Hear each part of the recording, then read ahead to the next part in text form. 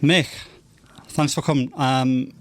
We're going to start your musical journey at Spectro Arts Workshop.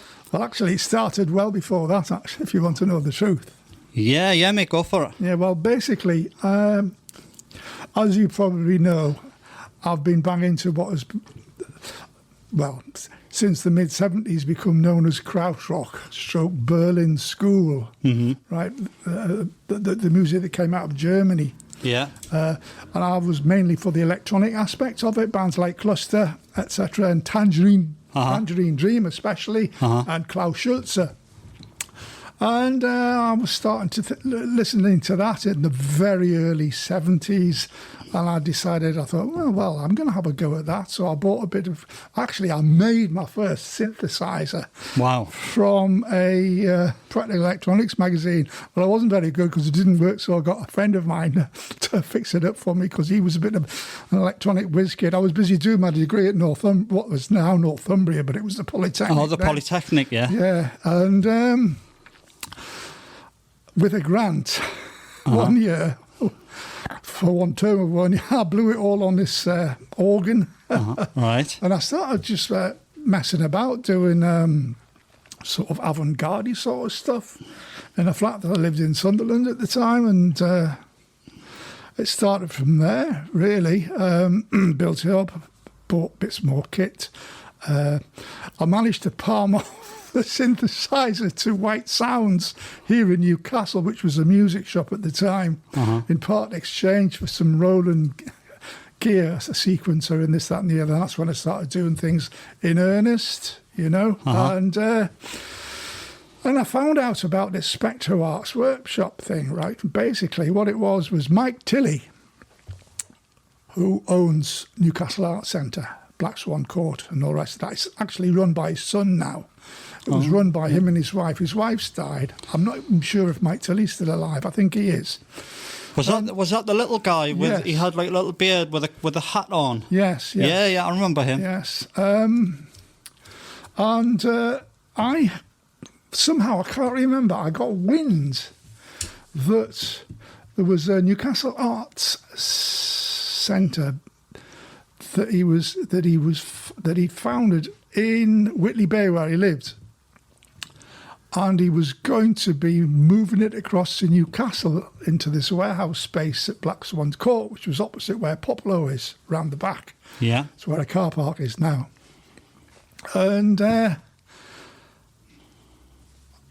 he told me, yeah, I'm going to be doing that. Anyway, well, when that thing started to come to fruition around about 1976, I went along. I attended this brainstorming meeting thing like that, and I met a few people. I met a lad who became a really good friend. And we were deciding to sort of found an electronic music studio sort of thing, and it took off from there.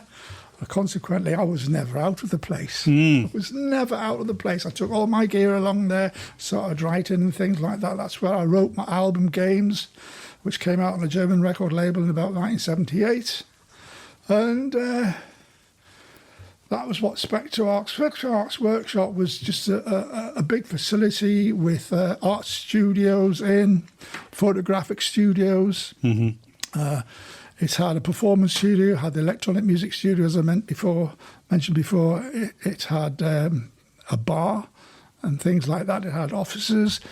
And latterly, once punk kicked off, it had in the basement rehearsal rooms which bands used. Now, I left London in 1979 and then I lost touch with it all. I remember coming back one year, must have been sometime in the mid-80s. I came through to Newcastle. I thought, I'll go along and see how everybody's doing at Spectro Arts Workshop. Well, I walked through Bell's Court.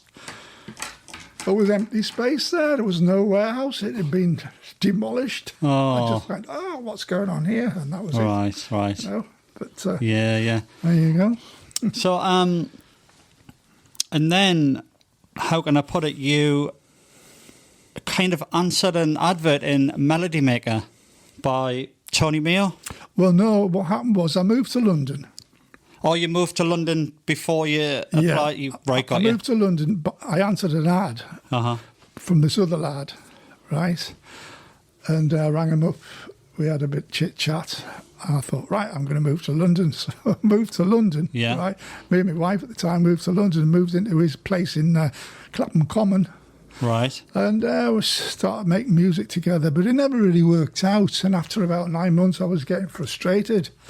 And then I saw an advert that Tony Mayo actually put in the Melody Maker or Sounds. I can't remember which music paper, and I answered it. And we met. And we hit it off, and we both had exactly the same ideas what we wanted to do. Mm. And that's how... there was a band that did exist called Sons of Perdition, which he had. So basically, Naked Lunch came out of Sons of Perdition, which was him, this guitarist called Gary, a drummer called Tim, as far as I can remember. Anyway, to cut long story short... He changed the name to Naked Lunch. We were trying to think of names. Was that a homage from the book William Burroughs? Yeah, for him, because he thought of the name and he picked the name, and I went, yeah, well, let's go for that. Yeah. You know? Yeah. And that was it. So the band started. And we went through auditioning different people for, wanted a bass player, actually. Auditioned a couple of bass players, but in the end we decided we didn't really need a bass player. It was going to be more electronic bass, you know, and I was playing the bass with me Moog synthesizer, you know. Right. Is it because it was just you and Tony, and then you kind of foreseen that you would have to play live, so you advertised for more band members? Mm-hmm. So what's that, like Tim York, Paul Nicholas, Cliff Chapman? That's right, yeah. Just got us up. Yeah, well, before Paul joined the band, there was a lad called Gary from the original Sons of Perdition band, right, you know. But I think he had a horrendous accident, I can't remember, and he had to bow out. So we got Paul in, you know. Paul, to my mind, Paul makes Naked Lunch. The way his guitar playing was just great, you know. Yeah, yeah. You know, Paul was a northern lad like me, but he was from Blackburn. Blackburn, you know? right, got you. You know, he still lives in London, does Paul. I still, the last couple of times I've been to London, I've stopped at Paul's. He lives at the Oval. Oh, so you're still friends? You still keep in touch, yeah, right? I'm still really good friends with Tony Mayo and Cliff. Oh, right. Yeah, you know. It's a bit because you always tend to find that when people are in bands and they get all this creative energy comes about, as the years roll on. Mm-hmm. They either fall out, creative distractions, and people. What you generally find is that people don't speak to each other anymore. But I'm really pleased that that you're still chatting to the lads and that, you know. Oh yes, I mean Naked Lunch is still going. You know, after Trevor Jackson put one of our B-sides on a compilation album, which was released by K7. Decided we'd have a go again, you know, but because I lived in Newcastle, right, the rest of them lived down there.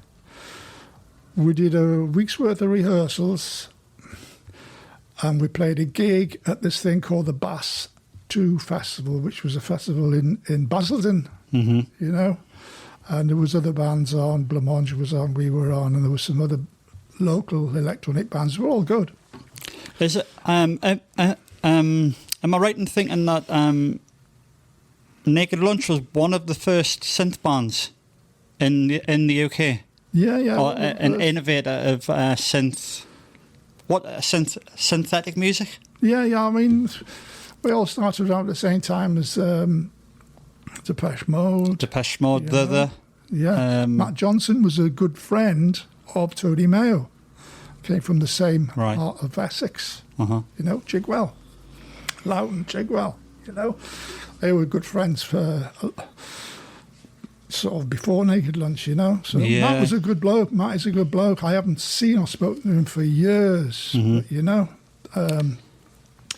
So what was it like? Were all you guys friends like Depeche Mode and Soft Cell, and all you guys were kind of going to the same pubs and chatting and making music, or was it clicky like that, or did you not really all speak to each other?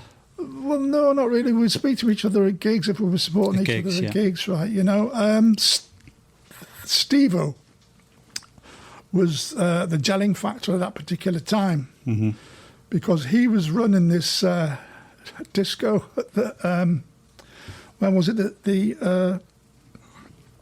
what's the name of that pub on the King's Road? It's gone. They'll come back to you. Yeah, and we went along. We were hearing what he was playing. He was playing loads of Cabaret Voltaire. He was playing all sorts of great stuff, Robin Gristle and stuff like that. We befriended him, basically. And because Tony had the van, we ended up driving him around as well, And Steve had the idea of wanting to put a compilation album together, the Some Bizarre album. The Bizarre album, yeah. I mean, we helped him pick which bands to go on that. Well, Tony Mayo did, not so much me. What bands to go on that particular compilation album? It was a bizarre and innovative way to start a record label. Bosh! Straight in with a compilation album of all these. It's like all up and coming talent, isn't it? Yeah, I'm like a huge fan of Soft Cell. Mark Ullman. I mean, I've been a fan of his for a few years, Incidentally, Depech Mode have got a biography called Stripped, and Naked Lunch is quite heavily mentioned in there as being the kind of paving the way for really? synth music. Yeah, I didn't know that. That. I mean, I forget the main guy from Depech Mode, the singer. David Garn. Yeah, he kind of said to you guys as kind of innovators of synth music and paved the way for Depech Mode. Really? So I did not know that at all. So I thought I would tell you that because right, yeah, it's kind of worth knowing, isn't it? I mean, I saw Depech Mode in the very early days quite a lot of times, when Vince Clarke was in the band, Yeah. And they'd come on stage with effectively a ghetto blaster, with backing tapes playing off a cassette. And they'd play like... We did the same, except we use a reel-to-reel, my old Akai 4000 DS reel-to-reel at every gigs with the backing tapes on it, because that was the only way we could do it. Because there was no MIDI back then, blah, blah, blah, Yeah. And it was a great way of doing it. Eventually, the tape recorder gave up the ghost, because I had that tape recorder back here for quite a few years before I moved down to London as well, you see. So you were heavily doing gigs with Naked Lunch, and then, so what... Not that how did it end, but like your journey with Naked Lunch, how did that come about that you ended up coming back to Newcastle? Oh, well, that's a bit of a long story because, as I say, Naked Lunch gigs all over London and the South East. In actual fact, we gigs all over the UK. We did one big, huge tour supporting Theatre of Hate at the time, and also there was quite a few other bands on this package tour, and it was great.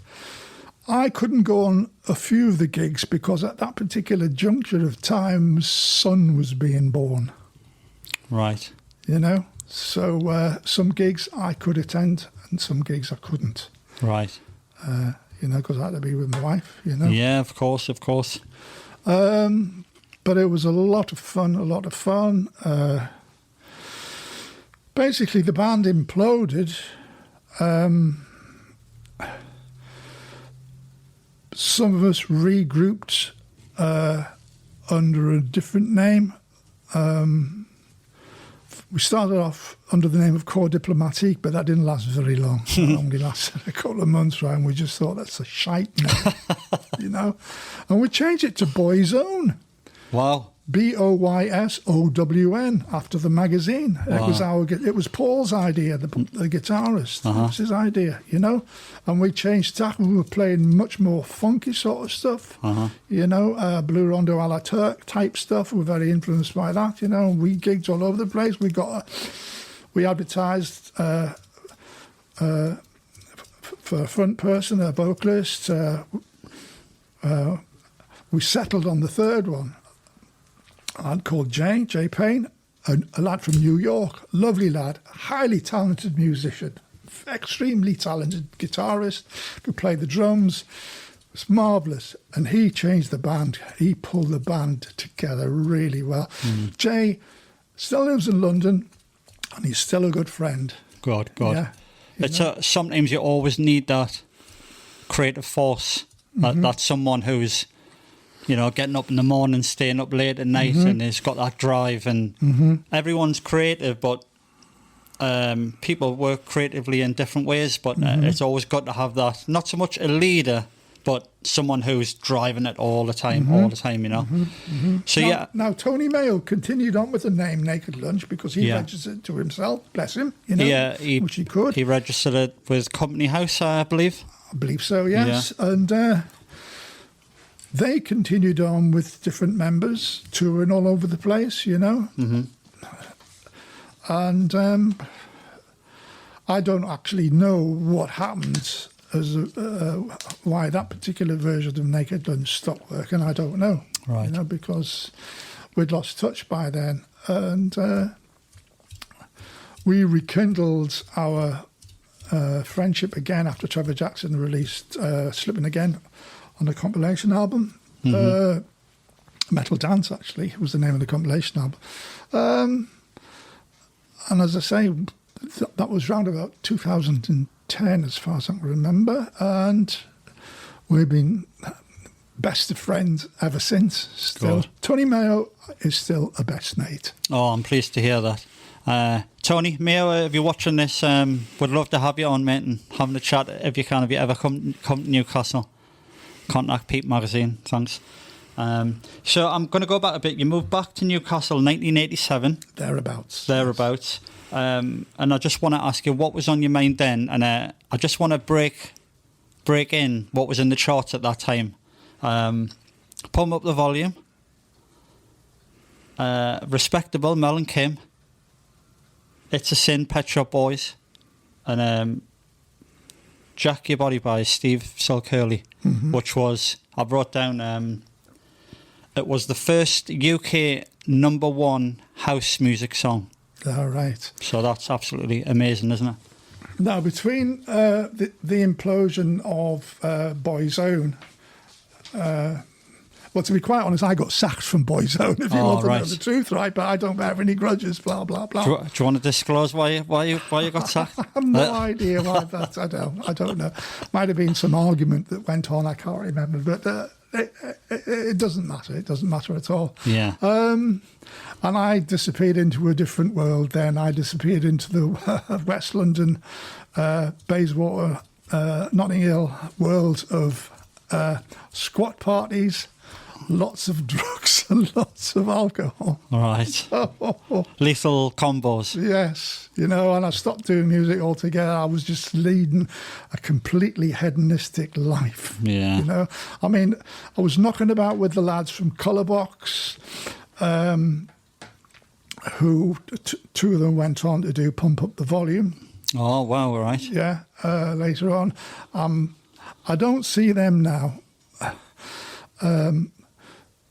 Two of the original members are not alive anymore. Martin, I think he lives in Brighton now, but I've lost touch with Martin for years. But their manager, Ray, I'm still really good friends with Ray.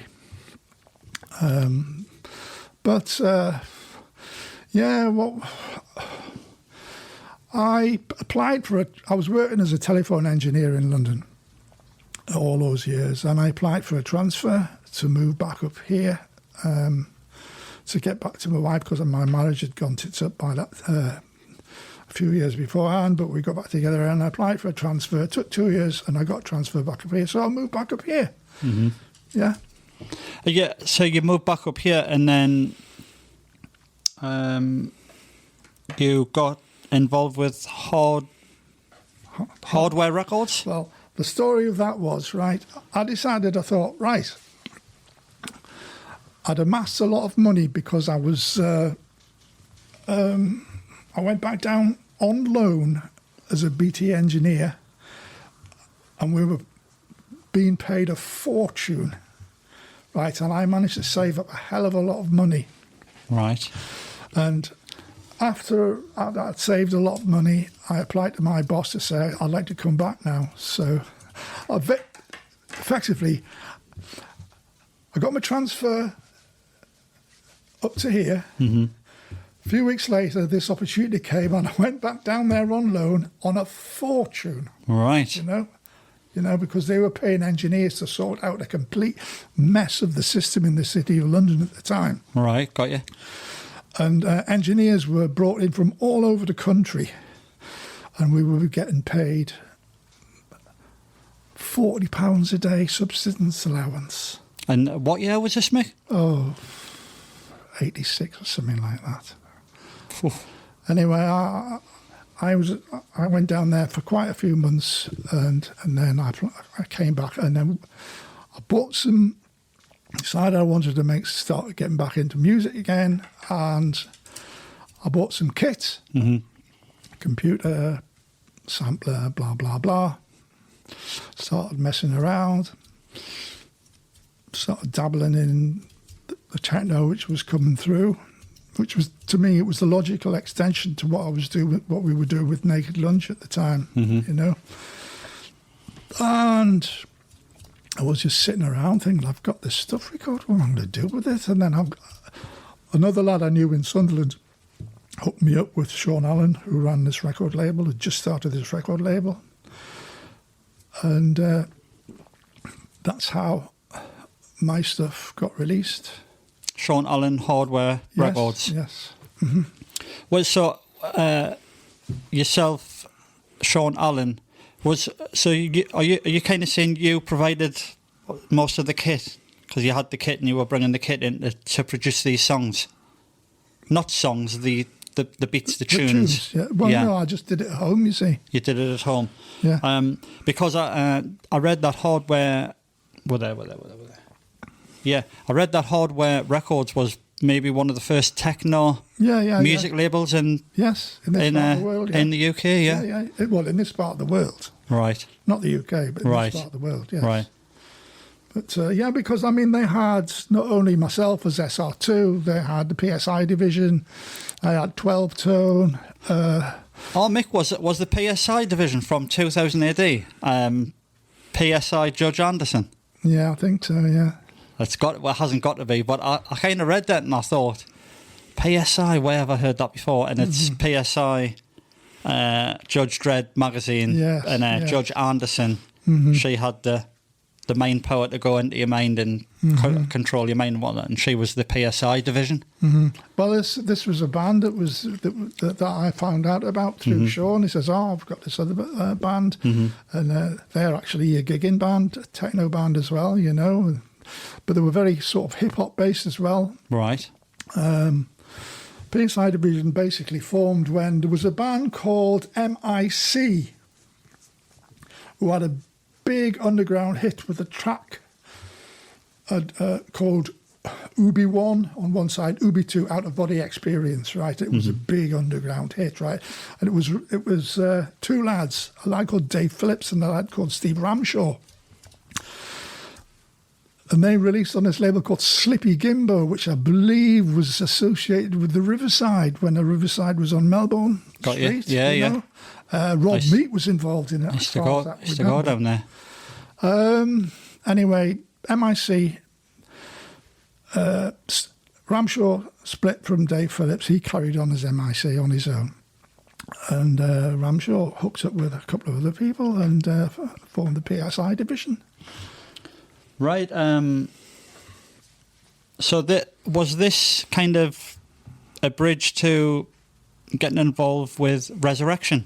Yep. Rezerection. And so for the people who don't know, what was Rezerection? It was a club night in Newcastle.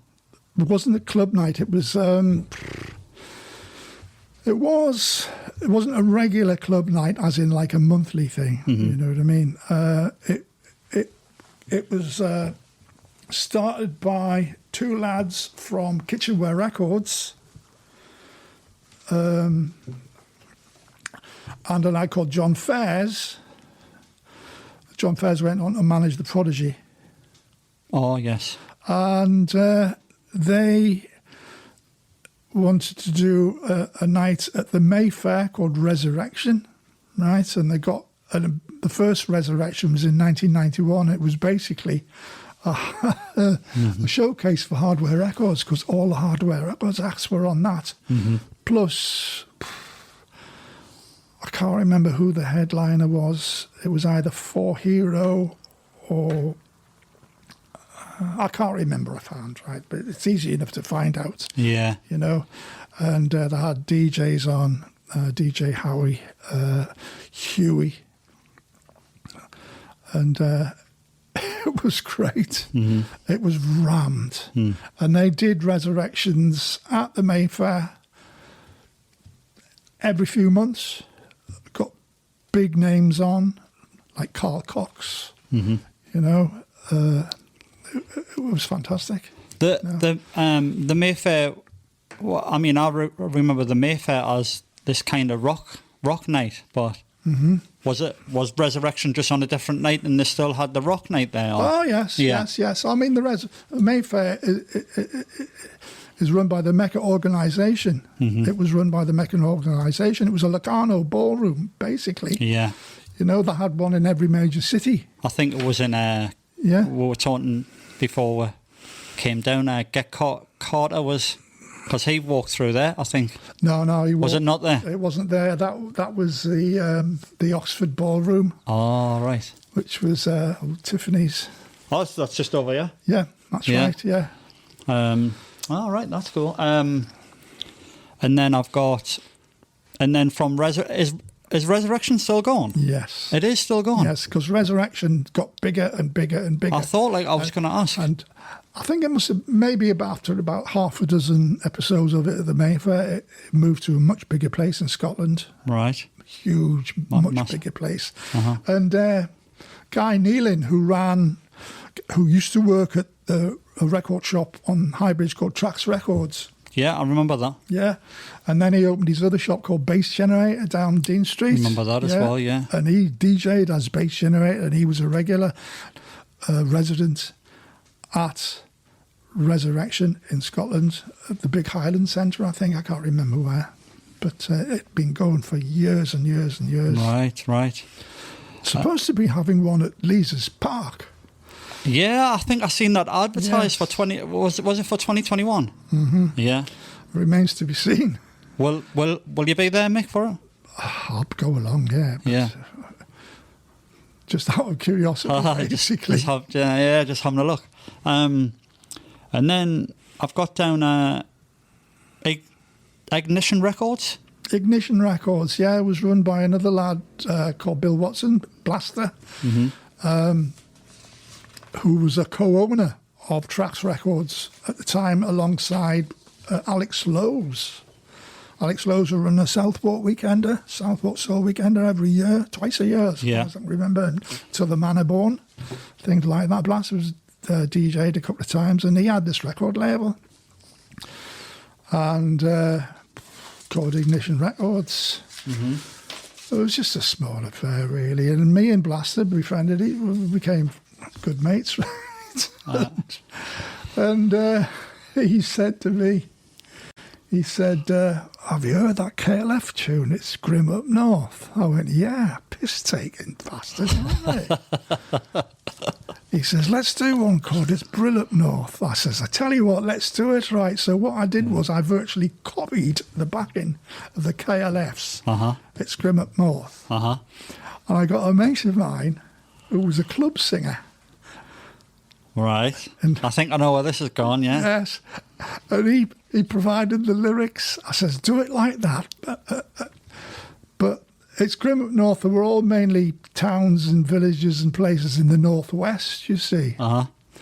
He did ones all from the northeast and the north and Northumberland and that. Right. And it was going, it's Brill Up North. It's Brill Up North. And it was great. I'd like to hear this. I mean, is there anywhere where we can hear this? It's online on YouTube. We'll have to check this out, definitely. Yes. And whereas the KLF at the end of their, it's Grim Up North, they used a hymn at the end of I did those feet on ancient times, blah, blah, blah. I can't remember. What I did was I found a vocal choir recording of the Blade and Races and I stuck that on the end. Oh, nice. Blade and Races. Yeah. I'm going to have to hear this. I just did it for a laugh, yeah, basically. of course. Moving on, and I know this. I've heard about this radio station. We're FM. Yeah, We're FM. Yes. As I'm sure you know this guy, Wayne C. McDonald. Yeah, Wayne. Yeah. Well, we interviewed him last year, and he mentions We're FM, Boogie Bars and Soulfish. Boogie Bass and Soulfish, yes. Boogie Bass and Soulfish. And he actually talks about that, how big it was and how it really captured the attention of the Northeast and a lot of people were tuning in. So he talks quite, he's the place is in high praise when he talks back about it. And I didn't know that you were working there also. So were you working there at the same time or? Obviously, different nights, maybe. Yeah, different nights. Well, what it was, right, it was a bit of a groundbreaking thing for any radio station to do, to have 5 nights a week dedicated from, I think it was between the hours of 7 and midnight, to current dance music, electronic music, right? And it was different show presented by different people each night of the week, you know. We managed to hop onto the Monday night one. Monday night, yeah. Yeah. DJ Howie, who was one of the residents at the Mayfair Rezerections, originally had it, right? But he got sacked off it. Right. And we just jumped in. Me and 2 lads, right? These 2 lads, he doesn't spend, they were the DJs. I didn't DJ then, you know. You're right. But people used to ring in for shout-outs.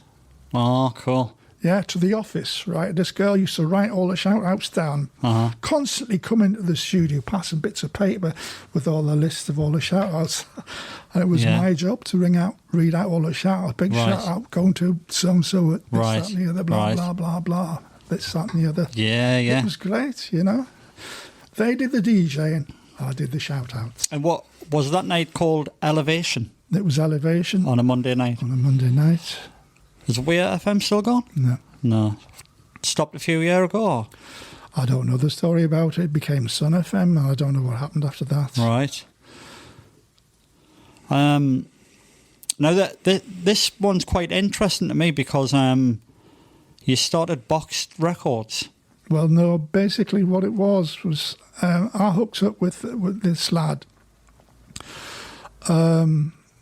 who was a good mate of Sean Allen's from the Hardware Outlaws thing. He was involved with them in a PR sort of way, of thing. James Todd. And he was a good bloke. He had the gift of the gab as well, you know. Yeah. And we kind of hooked up together and started doing music together. You know, I took voluntary redundancy from BT. It took a lot of money. And we started a studio basically down the road from here in Carlisle Square. Is that what World Heads is? Just down there behind the fire station? Yeah. It's just down there, isn't it? Yeah. Well, World Headquarters is? World Headquarters is down there. It's in the East, British India House is the whole name of that building. That's right, yeah. The whole building's called British India House. Tom's got that now, hasn't he? Yeah, he moved World Headquarters from Marlborough Crescent to there quite a few years ago. Yeah. But, I mean, there's lots of businesses and there's a gym and all sorts there. Oh, so you were in that building? Yeah, basically what happened was Lindisfarne had their recording studio up there. Right, got you. You know? And we knew Ray Laidlaw. Ray Laidlaw, rather, sorry. And we were looking for a place to set up our studio, and he said, I've got a spare room at the back. You can rent if you want. Right. So we bunked in loads of synthesizers in there. Yeah, cool. and started making tunes and stuff there, and basically James come up with this idea along with Rob Cameron, who was part of Shindig at the time, when Shindig was in the building underneath here, basically. Oh, wow. You know, on a Thursday night. And he said, we'll tape your DJs, knock up some cassettes, and you can flog them behind the bar. You know, you keep half of it, we'll keep half of it, and we can pay our rent to play. That's how it started. Right. That's how it started, and it took off, and we just started making more tapes. Wow. You know, we just bought a load of second-hand cassette recorders and stuck them in a vocal booth in the corner of the room that we rented. So, was this with Andy Horsfield? Andy Horsfield come along later. Right. Because basically, he'd been coming into the studio pestering us to do tunes and things like that. We found out he had a car. And we thought, oh, let's get him in because he's got a motor and he can drive quite handy, tapes around, you know, and that's how it happens. Are we talking physical cassette tapes? Yeah. Wow. I mean, it's kind of was quite weird to read that. That was, you know, like getting tapes getting chucked about. Oh, yeah. No, I mean, the DJs didn't know we were taping them. You know, right. It was all done because, well, it's set up, you know, because I take my DAT machine in. Into the club sort of early on, right, to get it all set up, plugged into the mixing desk, etc., etc. And then when I had it set up so that it was in record mode, right, but the power was off. It was switched on in record mode, but the power was off at the plug in the wall, right? Right. So when the DJ comes into play, right, I'll just surreptitiously walk over and just... click a power switch on the wall. The DAT machine automatically starts recording it and just walk away. Cool. That's nice. It's a nice little story, that. Yes. So, and we did it when Shindig moved to the Riverside. We did it loads there. We did it for Bloated when Nick Denton was doing the techno night. Down at the Riverside. And expanded, started doing it for other clubs like the Hacienda.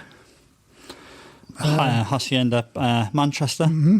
Wow, so you're doing it up and down the country? Yeah, and then we started doing it for Back to Basics in Leeds. Leeds, yeah. We're doing it for the club Up Your Ronson. With other clubs whose names I can't remember now. We ended up doing hundreds of tapes, hundreds and hundreds and hundreds of tapes, you know, and it just took off.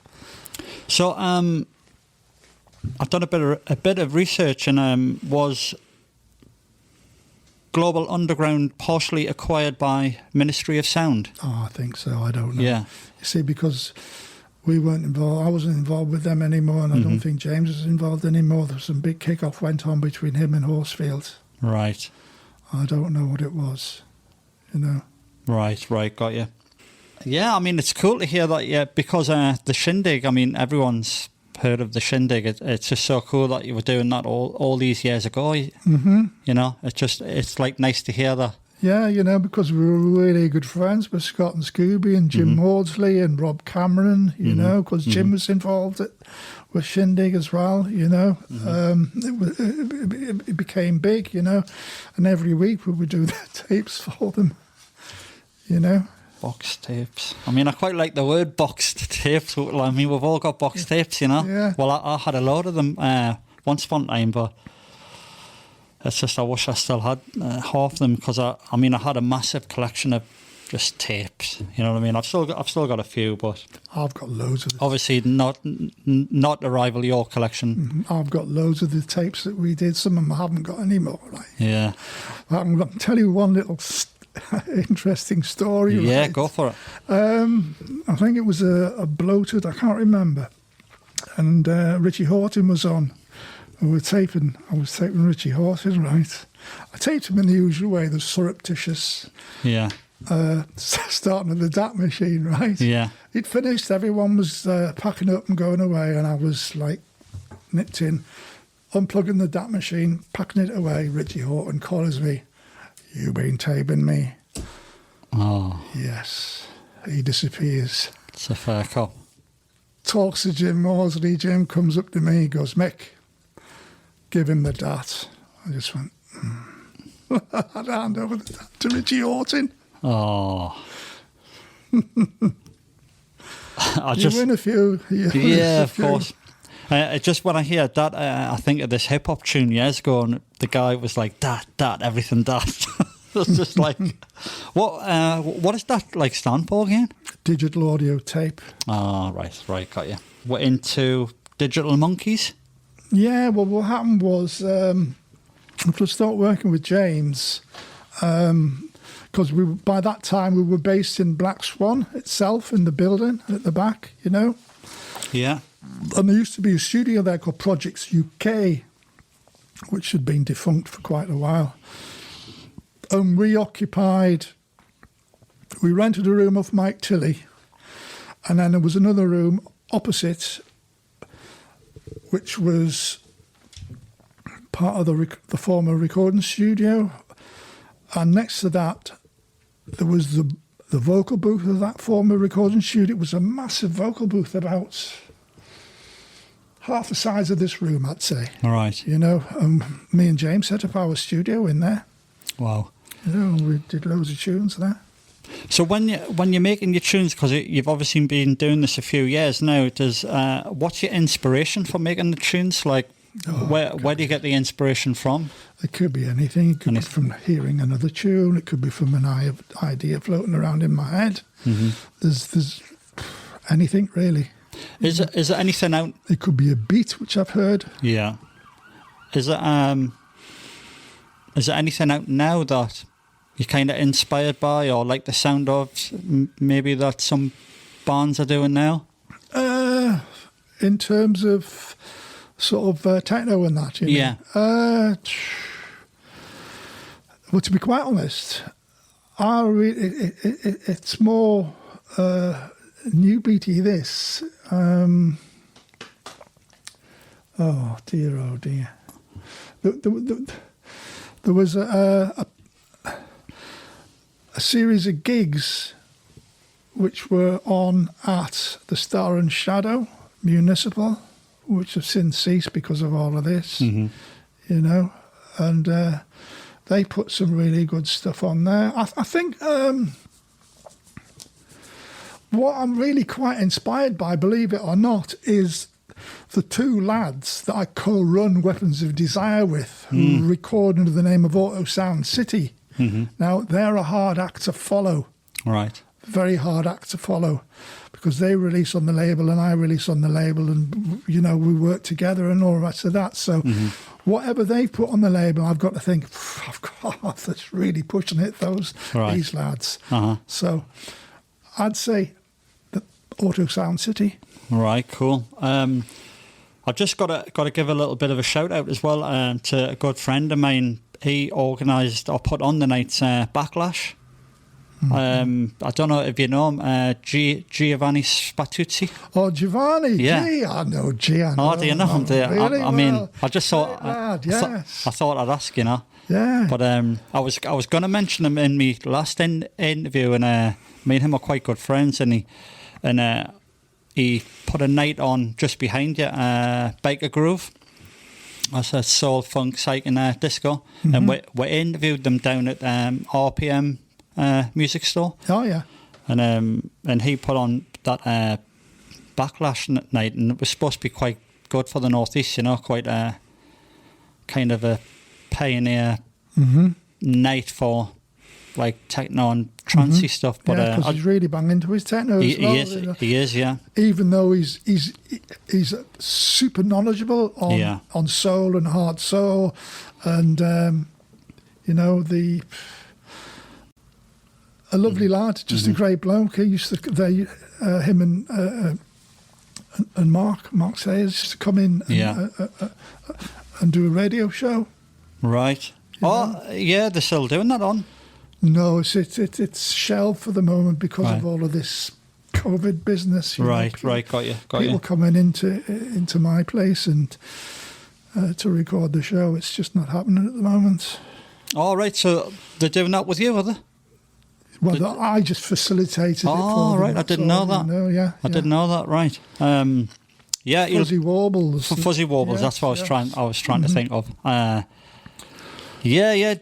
Giovanni, if you're watching it, he'll be watching this, you see, so big shout out to G. Mm-hmm. You've created another label. I mean, there's a lot of labels like that you've been doing over these years, but you created a Flight Recorder. Well, Flight Recorder, I created Flight Recorder probably 7 or 8 years ago. Mm-hmm. Initially to release my stuff, but then it just got bigger and bigger. But it was a vinyl label, you know, and it was distributed by a distributor based in Berlin, you know. But the costs were getting too much, and the distributor wasn't working that well for me, so I left the distributor and I went with Juno, and then Juno as a P&D, and then that didn't work, so I just changed tack, started doing it digitally only, you know. Right. Started releasing a lot of digital stuff, you know. That's how I met the Auto Sound City lads, you know, because they approached me to release a few of their tunes on Flight Recorder. We did, and that's how our friendship became, and then we decided to start Weapons of Desire. Weapons of Desire, yeah. So, and then bringing this interview kind of up to date now. You've got Intergalactic FM. Well, Intergalactic FM, which is a Hague-based internet radio station. It's been going for quite a lot of years. Prior to that, it was called CBS. And I approached them via a friend of mine, Route 66, who lives in Amsterdam, with a view to doing a krautrock radio show. Right. I think this was 2012. And he put me in touch with the boss, IF, Interference, as he calls himself, IF. Right. And he said, sounds like music to my ears. Right, this is what you do. Bosh, bosh, bosh, bosh, bosh. Broadcast it for home using this software, using that, blah, blah, blah. So I started doing it that way. And I was doing it with Phipps. You know Phipps? Phipps? Richard Phipps. Phipps was part of the Road to Rimini crew. Oh, I've heard of that, but I probably know him. But yeah, I bet I do know him because the name does ring a bell. Mm-hmm. He was a big krautrock fan like me, and we rekindled our friendship quite by chance in North Bar when I was playing some krautrock tune. Right. When I was DJing there. North Bar? Was that? North Bar, the former ticket office at Central Station. Oh, yes, got you. It became Xerox. Yes. I don't know what's going on with that place anymore. Mm-hmm. And I DJed, it was Skev's Bar at the time, and I DJed there for years, you know, and we started our friendship, and we decided, let's do some krautrock in the town, you know. Mm-hmm. We did, and then this opportunity came up on Intergalactic FM, and I've been doing it ever since. Wow. Phipps bowed out 2 or 3 years ago for personal reasons. Phipps was the brains behind Road to Rimini. Road to Rimini, that definitely rings a bell. Road to Rimini, by far the best club night that ever occurred in dance music in Newcastle. Right. Where was that based? At the North Bar? No, it was in the Star and Shadow.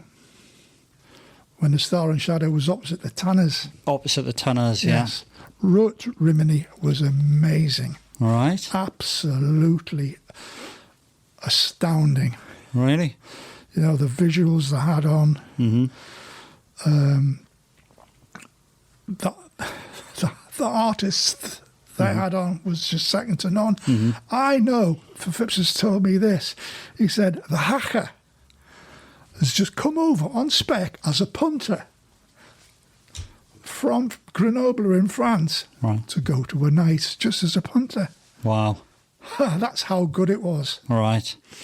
And it was right on the doorstep. Yeah. I don't think I ever went. I've definitely heard of it, but it was amazing. I'm just thinking, why wasn't I there? Something must have came up, Mick, something. It was amazing, Uh-huh. I mean, Mike McHugh was one of the people involved in it. There was about half a dozen of them all together, right? Mike McHugh was involved heavily as the programmer at the Star and Shadow where it is now, on Warwick Street. He knows his stuff, Mike McHugh.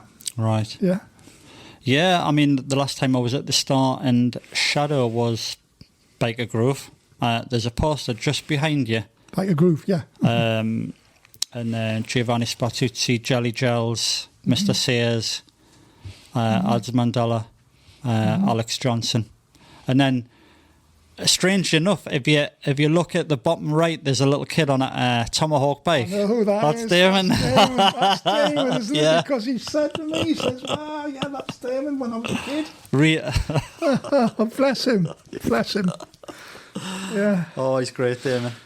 Big shout out to Damon if he'll be watching this as well. I haven't seen him for a long time. Lovely lad. I love him to bits. I mean, we all used to go drinking in the Forth. I mean, it was like special times, as we were chatting on the way here, Mick.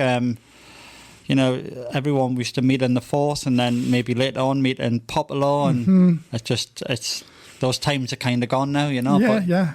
Things kind of move on, and but it was like a golden age of. I feel like a golden age of what people were doing in the northeast. Like in Newcastle on a Friday night, and then when it was all ending up, we used to go to World Headquarters like every Friday, on the Saturday without fail, every week without fail, and I think I must have done that. I worked in towns, and I reckon I must have done that for a good 7 years, every weekend. But good times. I know. Yeah, and then I wanted to talk about Iron Blue. Yeah. Is that all part of Intergalactic FM? It's a completely different entity. It was just a production name for myself. Right. No, I don't use any other production name. I just use that. It's a play on the words Iron Brew. Yes. I was just sitting thinking about something, and I thought, Iron Blue, Iron Blue. Right. Let's just stuck, and I'll just use it. So what's doesn't mean anything. What's Iron Blue? Is it a series of tunes that you're creating for your own label? It's just a series. It's just what my production name. They get released on lots of different labels. Right, right. So where we've kind of brought up to date now, or is it other things, other sidelines you're involved in, or anything else you'd like to tell me about?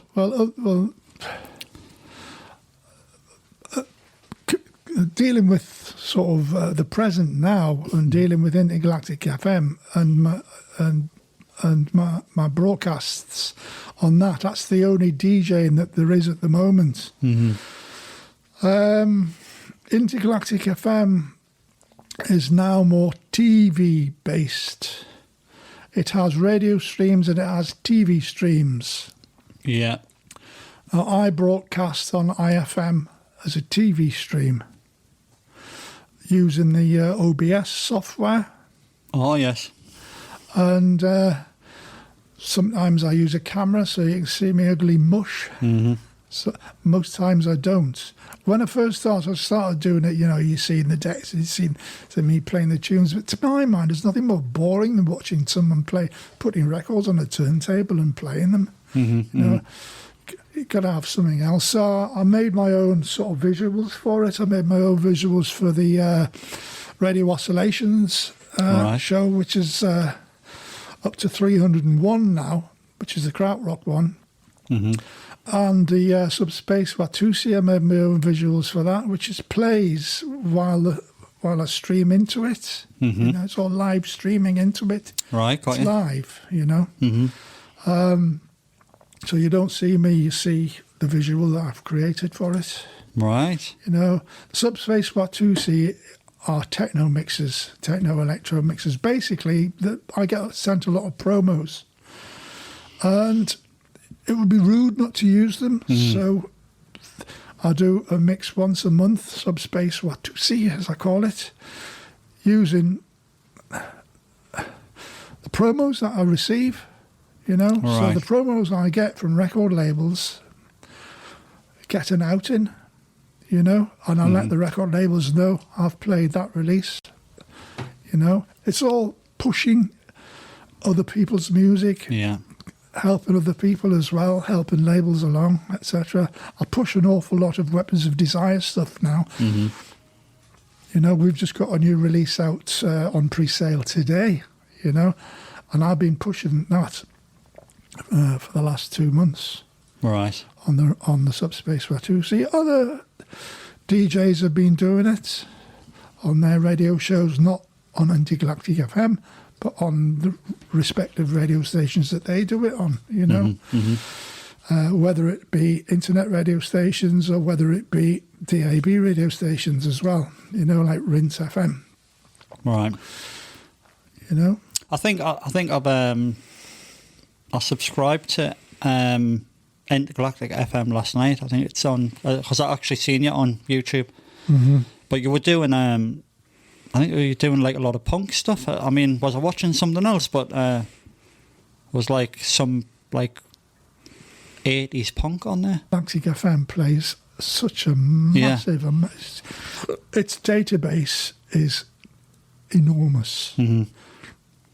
Absolutely enormous. It covers everything, all sorts of obscure stuff that you want to leave, you know. Mm-hmm. The different radio channels that have three radio channels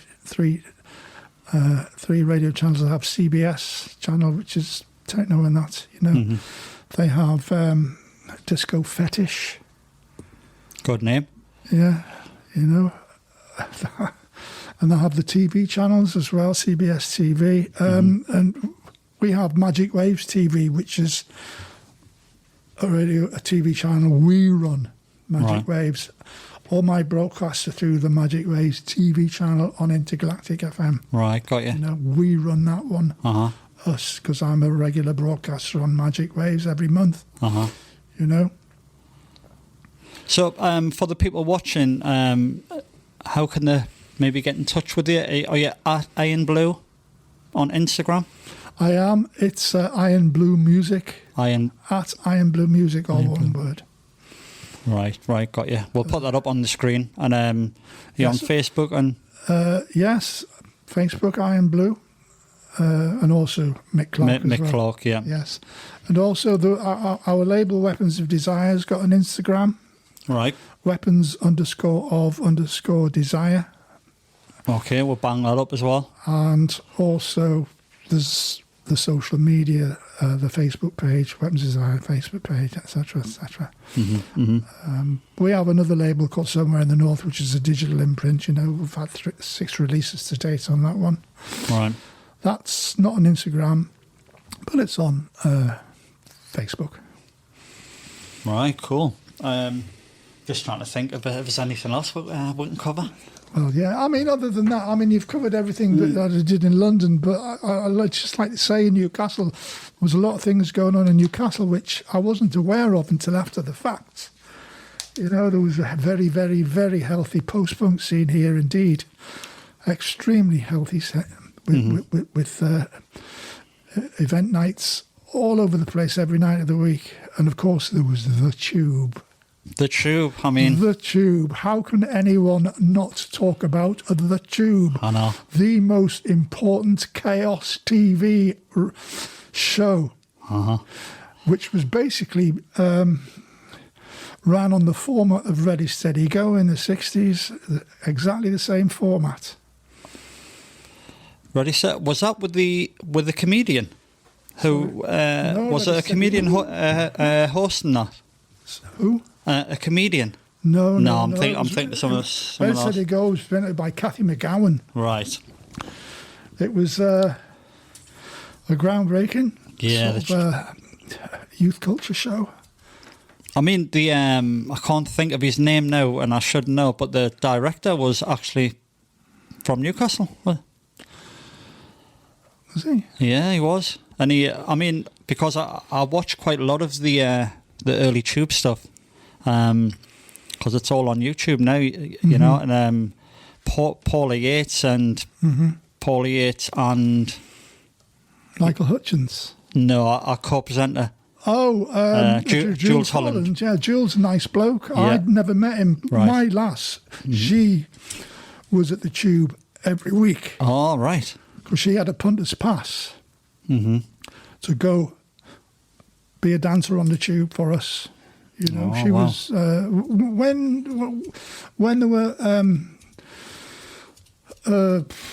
doing research for the Tube. They sent out scouts around Newcastle, the clubs, looking for people to come into the studio and be dancers and be on camera and things like that. Really? And Karen and her then boyfriend were spotted at the Mayfair, and they asked her and I asked them, can you come on the radio show, on the TV show, which cool. we are going to be doing, and can you just look and dance like that? All right. You know? The Tube was just groundbreaking. Oh, I absolutely love the Tube. I mean, down at the old Tyne Days building, and there was a pub next to it called, was it the Egypt Cottage? Egypt Cottage. I think that's where Paulie Yates actually interviewed Michael Hutchinson. Hutchins. Yeah. Michael Hutchins, sorry. Yeah, I think so, yeah. It was actually in the Egypt Cottage. Yeah. And I mean, it's quite sad when you look back on it, because the both of them aren't here now, you know. But the Geordie director, because Paulie Yates and Jules Holland were chatting, because it was kind of a retrospective of the Tube. They were chatting up in the editing bays and whatnot, and says, "Oh, can remember when that happened? Can remember when this happened?" And Paulie Yates says, "Oh, can remember when the director had a fight with Jimmy Nail?" And I was like, "What?" Really? and he was like, "Oh, right, I didn't know that." And she was like, "Oh, yeah, they hated each other." And he says, "Well, what happened?" You know? And she was like, "Well, the director, I wish I could, I don't remember his name, but apparently someone went through like a glass window, I think." Some boy, Jimmy Nail's got to be sad.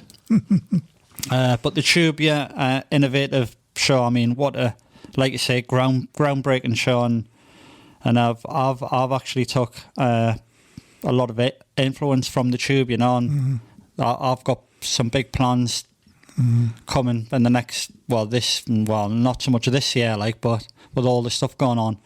But I'll tell you how big the Tube was, right? I don't know if you know this, but I found this out. The Air France changed their flight schedules because of the Tube. Right. Because lots of people from Europe wanted to come to go to the Tube, so they changed their flight schedules for that. Wow. Yeah, that's how big it was. I mean, when they started the Tube as well, the director, some of the producers and whatnot, and the backers said that it's never going to work, you know, because the artists who are popular for that day are never going to come to Newcastle. Well, look who they got. Yes, exactly. It was like a who's who. Exactly. You know what I mean? So, and then there was not just sort of musical artists, but, you know, Vic and Bob, people like that, all sorts. You know. Yeah. So it is Brill up north. It's not Grim up north. No, yeah. You know, it's Brill up north. It was all live because they had 3 stages. You know, when one band finished, the next one started. You know. Me, obviously not when the Tube was there, but me and my pal Richie, we went in there when it was all just before it was going to get demolished. Oh, I went in there once, yes. Did you? We into the studio, yeah. We had a walk around, and me too. Such an eerie place. I actually took some shots, and we walked around, and just like such an eerie place when like nothing there. And then we went up on the roof, and And obviously now it's not there, but such a shame. That, I mean, would have been so cool to leave that building, you know. Well, yeah, you know, I mean, there's some really early footage of the Animals when they were playing, doing some sort of promotional video down at Tyne TV. And they're miming along to one of their songs. I can't remember which one it was. And then they're going into one of the Tyne studios, and that audience is there, and then they're strapping on their instruments and stuff like that, and it was great, you know. Oh, yeah. This was about 1963, 64. On the tube as well. Can you remember there was like small parts of a guy with a stripy top on with like a hammer, and he was like he'd be like hammering something. It was like the tube was on, and then the music, then it would just cut to this random guy. Oh, I don't remember. And he would be hammering something, and he hit his finger, and he was like, "I felt note," and that was his catchphrase. I felt note. I've only seen it because on YouTube, and someone knocks on his door, and I forgot his name, but he says, "I'm just his friend."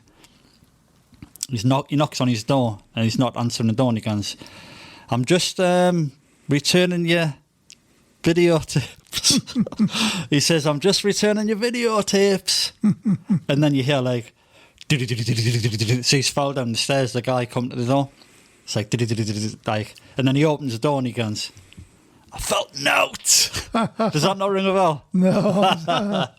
Yeah, that was all on the tube, but yeah. But yeah, Mick, it's been absolute great, and it's been great to chat to you and chat about the history and, you know, what you've done for the Northeast. Really, you've done quite a lot of stuff. And well, I wouldn't say I've done it for the Northeast. I've just done it, you know. Yeah. No conscious decision. It wasn't a conscious effort, Yeah. But you've done it in the Northeast, and you're still here. And I'm really pleased that you've come down to the studio and kind of supported what we're trying to do, you know, and really appreciate you coming down. Here's my ugly mug. Oh, look, he's on. And then, is there anything you'd like to say? Oh, there's one thing I was wanting to ask you. Oh, I'm going to ask all my guests. There's a young Mick Clarke in his early teens. He's lying on his bed. He's looking at his wall. What posters have you got on your wall? Frank Zappa. Frank Zappa. Mick, thanks. Thanks for coming down, mate. Cheers. You're welcome. Thanks a lot. Boom, that's a wrap. For contributions, interviews, events, you can contact us at contact@peep-magazine.co.uk. Our latest Peep Magazine escapism issue is now on sale via our website www.peep.ltd.